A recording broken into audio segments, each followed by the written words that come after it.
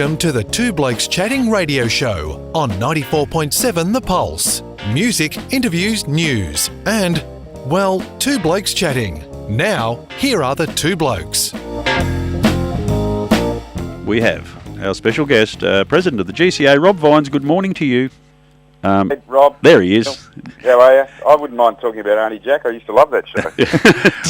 Did you make any sense of it? Oh, of course not. And then Monty Python came on, and it was bliss. And then the goodies. Finally, TV started to get a bit more interesting, even though it made no sense. It was certainly interesting. No, we've had a theme of songs today, Rob, where we play a game called Stump Rob, where he's got to come up with what the theme was, and we had a double theme today. Every song was by two artists, as in that case Graham Bond and Rory O'Donoghue, and every song had the name of someone in the title. So we've had Mrs. Robinson, we've had Kathy's Clown, we've had Hey Paula. Auntie Jack just seemed like the way to finish it. Yeah. Is it much of a challenge to stump Rob, Neil? Not really, no. He's the equivalent. He's the equivalent of the way I used to bat. 3 paces down the pitch and miss. Yeah, that's me.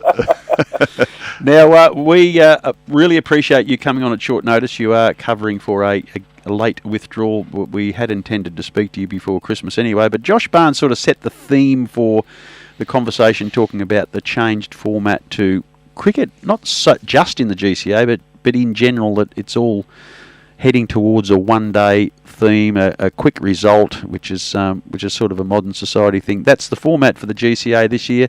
Are you open to going back to two-day cricket in the future, or do you reckon this is what it might look like forever? Well, Rob, it's no secret that this is mostly COVID-driven for this season.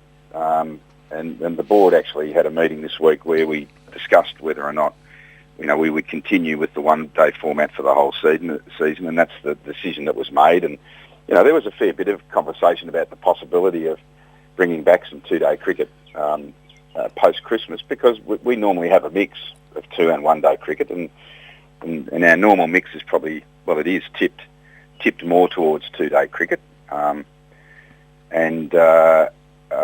But I guess the context of this is that we started a conversation within the board and with clubs last season, following the development of our strategic plan, around how format or playing format perhaps could evolve and change over the next couple of seasons anyway. So that's an active conversation. It's been put on the shelf a little bit, in the lead up to this season because of COVID and the need to manage the COVID issues. But we're wanting to bring that conversation back in the second half of this season, so we start to plan for the next couple of seasons, assuming we are moving back into a COVID-free environment. So I think it's no secret that we are looking to change the balance of one- and two-day cricket. I still think two-day cricket, and this is just my personal view, I still think two-day cricket has its place, but I think we need to increasingly, introduce, the shorter form formats as well, because there's certainly popularity around those formats. Now, Rob, I know you and the relatively new board have done a lot of work in going to the clubs and the players and asking their opinion, which I think has been good. Josh Barnes suggested this morning that the player feeling coming back is that they have a preference for a 50-over game over a two-day. Is that the feeling you're getting back from the playing group? Because it would surprise me if it was the case. It's probably more anecdotal at the moment, and I think, while we're learning a lot in this COVID season, I think we need to remember that it is a very untypical or atypical season.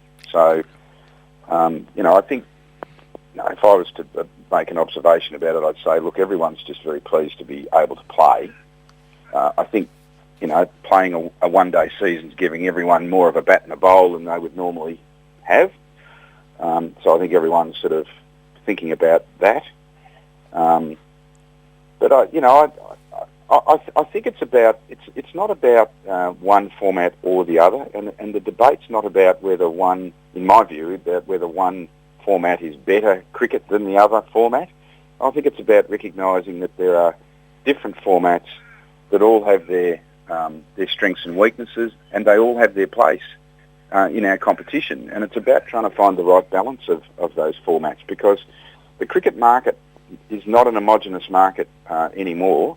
It possibly never was, but but it's an even more diverse market now, and we need to. And there are varying standards from the top level down to the more social end of the cricket spectrum. And there's a lot of people who play at that end of the spectrum. That's like the base of the pyramid, really. So you've got to cater for all these different demands and needs, in my view. And format mix in getting the format mix right is a very important part in maintaining the popularity and participation, of people in the game. So, I think that's the way it needs to be looked at. You need to take a strategic view of it, I think. And certainly the players' input's very important. But it's fair to say too, Rob, that there is a faction of players who still enjoy playing the 2-day game.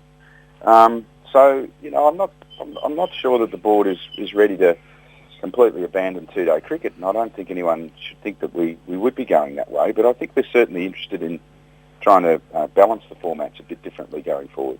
How much, the wrong word completely, how much autonomy is the word I was looking for. How much autonomy have you got in making that decision as obviously one of the leading leagues in regional Victoria? Are you able to make that decision entirely by yourself, or a Cricket Victoria in your back pocket saying, no, do it this way?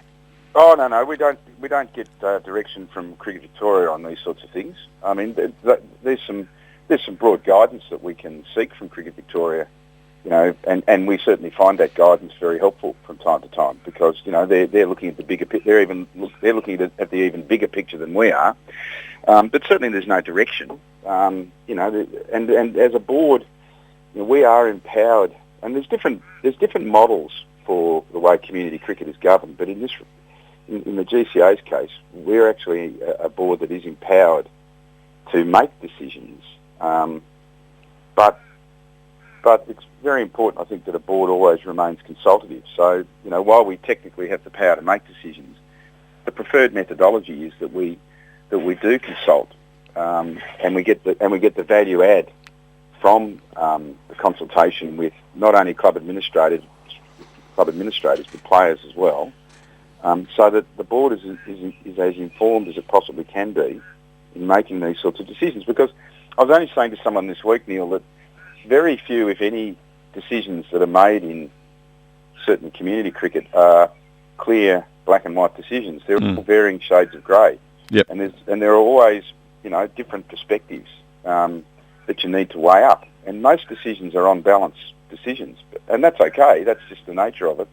But that means that the input from players and stakeholders generally is really, really valuable, and it's very smart. And if the board doesn't do that, then it can get itself out of touch, and that's not a good place for any board to be, I don't think.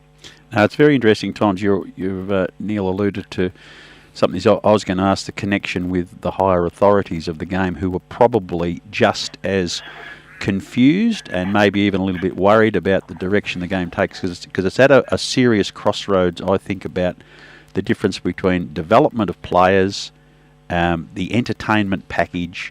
They've got to make money, they've got to remain relevant in a pretty heavy sporting market. So the next couple of years are extraordinarily vital, and you guys sit in the middle of all that and probably see yourselves as very much in the driving seat of where that change is going to go locally.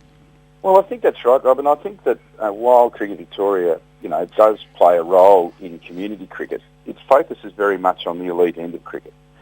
Now, it does provide valuable resource and input to community cricket, but the custodians of community cricket are really the local associations and the kind of governance arrangements that the local associations might either have, or they either have individually or they might have collectively, at a regional level between them.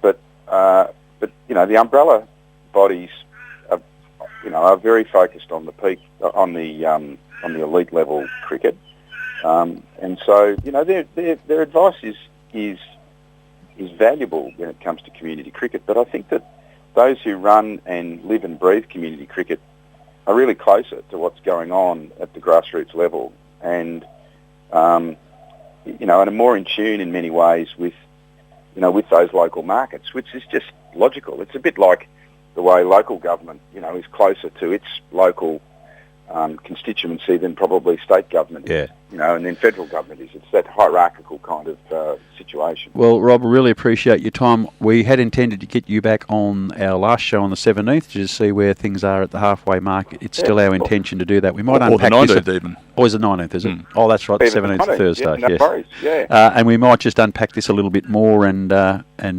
discuss where it's good. So thank you very much for your time this morning. Good luck with things as they roll along. I know it's a constantly changing job you're in, and the place is in good hands. Sure. And keep going with the stumping Rob, Neil. I really like that.